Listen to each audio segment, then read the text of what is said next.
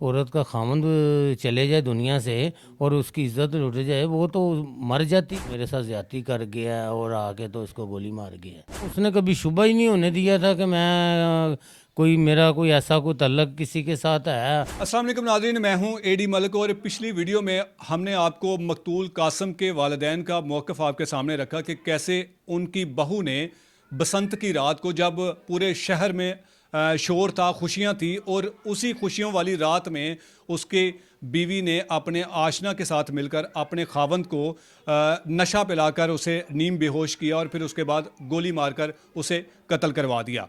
इन मुल्ज़मान को पुलिस ने कैसे गिरफ़्तार किया और फिर गिरफ़्तार करने के बाद इन मुल्ज़मान ने क्या इतराफ़ जुर्म किया। मेरे साथ मकतूल कासम के बहनोई और इनके भाई मौजूद हैं। इन्होंने इस केस को बड़ा तफसील के साथ थानों में जाकर देखा, पुलिस ने इनके साथ रवैया किस तरह का रखा था, कैसा पुलिस का इनके साथ कोई तावन था, या फिर अब ये क्यों मीडिया पर आए हैं और क्या ये मुतालबा करना चाहते हैं। भाईजान, क्या नाम है आपका?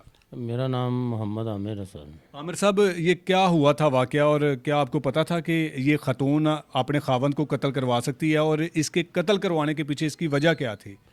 सर मैं एक्चुअली जो था ना, उस दिन बसंत की रात थी, तो मैं अपने घर से निकला हूँ। मुझे इस बारे में तो मालूम नहीं था कि आगे ये क़यामत हमारे घर में बर्पा हो गई है। मैं घर निकला हूँ तो मैं कहा चले बस देखते हैं, इधर गुड्डी वगैरह जो है ना बस उड़ाते हैं जाके। तो मैं सर आगे आया हूँ, तो ये जो नीचे वाला दरवाज़ा था ना, ये जब मैंने आगे ऐसे देखा तो दरवाज़ा हल्का सा खुला हुआ था। वो मैं सीढ़ियाँ ऊपर चढ़ा हूँ। सीढ़ियाँ ऊपर चढ़ के तो जब मैं थोड़ा सा ये इस जगह पे साथ ही ऊपर आया हूँ, एक लड़का जो है ना उसने मुझे एकदम धक्का दिया है। और धक्का दे के ना तो वो मुझे, मैं एकदम साइड पे हो तो वो भाग गया। आपके घर से वो भागा आपको धक्का दे के? हाँ जी, हमारे घर से भागा है। मैंने तो, मुझे पता भी नहीं था कि ये क्या माजरा है। मैं जब मैं आगे आया हूँ तो देखा है तो ये मेरी आंटी और मेरे अंकल जो हैं तो ये बेहोश हुए हुए हैं। तो वो जो मेरा साला है वो खून में लथपथ पड़ा था, तो खून ही खून सारा बिखरा हुआ और था। उसकी बीवी उस वक़्त कहाँ पे थी जब आप कमरे में गए, आपने ससुराल वालों को देखा वो बेहोश पड़े हैं? बीवी जो थी, मैंने देखा कि उसने ना कपड़े वगैरह सारे इधर घेरे हुए थे? घेरे हुए थे। और वो जो था ना कह रही थी ये वो कोई मेरे साथ ज्यादती कर गया है और आके तो इसको गोली मार गया। अच्छा, उसने आपको ये बताया कि कोई आया घर में वारदात डाली और उसके बाद मेरे खावंद को कत्ल किया, चला गया? उसने ये बताया कि जी मैंने ऐसे ऐसे का कोई आदमी आया है, तो दरवाज़ा खुला था, तो वो आके तो उसने जो है ना जेवर वगैरह लूटा है, तो बकाया जो है इस मेरे साथ ज्यादती की है। तो बाद में वो, आपको इस खातून की बातों पर यकीन आ गया था कि ये बातें सच कह रही है? नहीं सर, मुझे उसकी बातों पे बिल्कुल यकीन नहीं आया था, क्योंकि वो उसका चेहरा ही बता रहा था कि जो ना ये मुझे शुबा सा हुआ है कि मैं कहा ये सारा चक्कर इसका ही लग रहा है। बाद में पुलिस आई है, तो 15 जो 1112 वाले आए हैं वो लेके चले गए हैं। उसके बाद फिर पुलिस भी आई है, तो पुलिस वाले उन्होंने मुझसे पूछा कि भाई आप बताएं। मैं कहा मुझे इस औरत पे ही ना शुबा है, इसका ही काम लग रहा है मुझे, क्योंकि इसका जो मैं इसकी अंदाज देख रहा हूँ उसके चेहरे पे, जैसे कि जिस औरत का खामंद चले जाए दुनिया से और उसकी इज्जत लुट जाए, वो तो मर जाती है उसी ज़मीन में। अच्छा आमिर साहब, आप इस घर के बड़े अहम फर्द हैं, आते जाते रहे होंगे। इस खतून का रवैया आपने कभी देखा था कि ये इसकी हरकतें कैसी थी, चाल चलन किस किस किस्म का था? मैं कहता हूँ उसने कभी शुबा ही नहीं होने दिया था कि मैं कोई मेरा कोई ऐसा कोई तल्लक किसी के साथ है। बड़ी वो मीठी को जैसे सपनी वो तरह उसने हमें ऐसे डसा है। उसने तो हमें कभी महसूस होने ही नहीं दिया था। मुझे तो कभी, मैं तो काम वाला जो है ना बंदा हूँ मैंने। ये आपकी बीवी ने भी नहीं बताया कि मेरी भाभी का चाल चलन ठीक नहीं है, हमने गलती कर दी है इसको अपने भाई के साथ शादी करके?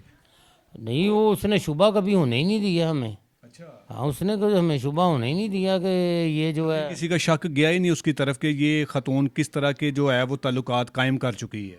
इसके अगर इसका हमें पता होता तो हम इसको इससे पहले ही इसको फारग करते और इसको भेज देते। तो पता फिर कैसे चला था कि कत्ल इसने करवाया और जो कत्ल करने वाला शख्स है वो इसका जो है जिसके साथ इसने नाजायज़ ताल्लुकात बना लिए हैं वही शख्स है? जब हमने पुलिस को जो है एक्चुअली जो है ना पुलिस ने हमारे साथ ना बहुत तावन किया है, बहुत जितना भी है ना उन्होंने 2-3 दिन के अंदर अंदर जो है ना बड़ी स्पीड के साथ ये इस केस को सॉल्व कर दिया था। तो हमें जब पुलिस को हमने बताया ना कि ये इस पे हमें इस औरत पे शुबा है, उन्होंने फिर इसको अरेस्ट किया है और बाद में जो है फिर अपनी तफ्तीश की है। उसके बाद फिर जो है तफ्तीश में इसने बताया कि मैंने उसको गोलियां खिलाई हुई थी, अच्छा, पहले नशा दिया हुआ था उसे। पहले नशा दिया हुआ था। तो फिर मैंने जो है ना हमने ये वारदात मुकम्मल की है। उसने क्या बताया था पुलिस को, ये जो कातिल था जिसके साथ उसके नाजायज़ ताल्लुकात थे, उसको कब घर में दाखिल करवाया और कितने अरसे से उसके साथ राब्ते में थी? उसने बताया था कि कुछ सवा साल से जो है ना हमारा इंटरनेट पे ही तल्लक चल रहा था। अच्छा। वो एक्चुअली ये जो है ना रुमाया ये वो ऑनलाइन कहती थी कि मैं ऑनलाइन काम करती थी, उधर नेट पे इसको सोशल मीडिया पे उसका उसके साथ किसी टिकटॉक ऐप के साथ उसका जो है ना वो राब्ता हुआ? ऐसे ही जो है ना मैं जो जैसे पुलिस ने हमें तफ्तीश के बाद जैसे जब उन्होंने ये बताया चीज़ें कि जी ये टिकटॉक पे राब्ता हुआ है उसके बयान थे। और उसने क्या बताया था कि मैं इस कातिल के साथ कितनी दफ़ा मिलूँ या फिर कितनी दफ़ा उसको घर बुलाया? वो उसने ये जो है ना उसने बताया कि हम जो है ना बाहर मिलते थे जब ये इधर से चले जाती थी ना अपने उधर मेके? अपने मेके, वो बाहर उधर जाके ये फिर मुलाकात करती थी उसके साथ।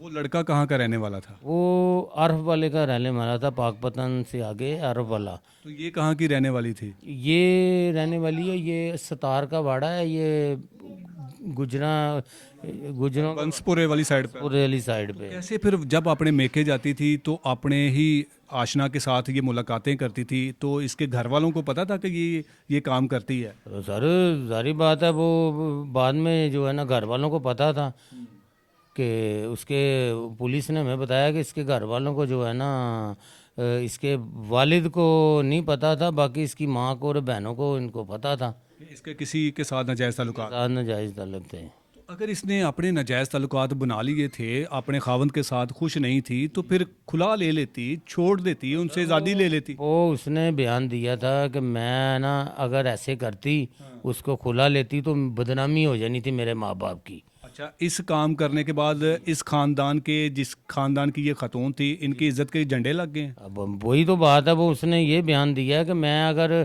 खुला ले लेती तो मेरी एक बहन पहले भी है उसने तलाक ली हुई है, तो अब जो अगर मुझे भी तलाक हो जाती तो मेरे माँ बाप तो जीते जीते उन्होंने मर जाना था, इसलिए मैंने ये काम किया है। तो इसके आशना को, उसका क्या नाम है और उसको कहाँ से पुलिस ने गिरफ्तार किया था? उसका जो आशना है उसका नाम ज़हीर चौहान है। अच्छा। ज़हीर राजपूत राना ज़हीर अहमद है। ठीक है। तो पुलिस को उन्होंने पुलिस ने उसको गिरफ्तार किया उससे अरब वाले से, अच्छा। उधर से उसको लेके आए हैं। तो यहाँ से आपके साले को कत्ल करके वो भाग गया था अपने इलाके में? मैंने आपको बताया कि जब मैं आया हूँ ना ऊपर तो मुझे एकदम किसी बंदे ने धक्का दिया है, वो मैंने उसको देखा, फिर मैंने कहा पता नहीं क्या हो गया, जब मैं आगे आया हूँ तो आगे फिर ये बात। अच्छा अमर भाई, आखिरी सवाल है कि इसने खतून ने अपने खावंद को कत्ल करवाने की वजह पुलिस को क्या बताई कि मैंने क्यों कत्ल किया है? उसने पुलिस को ये वजह बताई थी कि मैं जो था ना ज़हीर जो था मुझे बहुत ज़्यादा मजबूर कर रहा था कि हम शादी करना चाहते थे, अच्छा।